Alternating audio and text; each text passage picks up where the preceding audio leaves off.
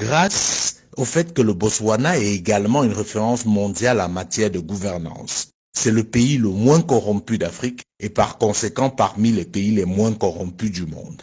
Les premiers bénéficiaires de la vente du diamant du Botswana sont les Botswanais, car l'essentiel de cet argent est investi dans l'éducation et la formation. Le Botswana est l'un des pays au monde qui investit le plus dans l'éducation par habitant. Les étudiants botswanais reçoivent une bourse comprise entre 150 et 200 $ par mois. Pour les plus brillants d'entre eux, si leur filière n'existe pas dans les universités botswanaises déjà assez prestigieuses, l'État vous envoie vous former partout dans le monde sans que vous ne déboursiez le moindre frais. Sur le plan sanitaire, si l'épidémie du sida résiste, il faut noter que le Botswana est le premier pays africain à rendre les antirétroviraux gratuits. La principale raison du succès du Botswana, c'est le leadership.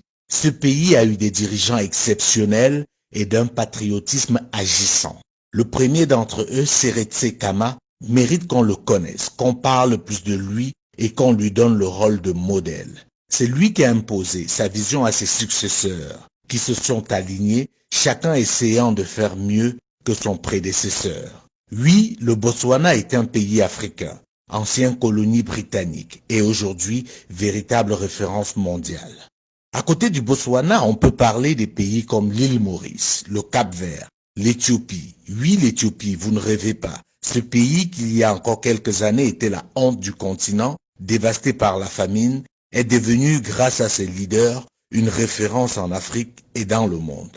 Bien entendu, dans cette liste, nous ne pouvons pas oublier de citer le Rwanda. Ces pays ont en commun le fait d'avoir eu à leur tête, à un moment donné de leur histoire, des dirigeants éclairés et soucieux de l'intérêt général. Ils ont aussi en commun le fait d'avoir su briser le lien colonial. Non, l'Afrique n'est pas maudite. Certains pays sont juste mal gérés du fait des dirigeants incompétents, complexés et corrompus. Malheureusement, ils sont encore très nombreux et par conséquent ternissent l'image de tout un continent, poussant certains Africains à la fatalité. Non, l'Afrique n'est pas maudite. Pour vous en convaincre, je vous invite à découvrir le Botswana.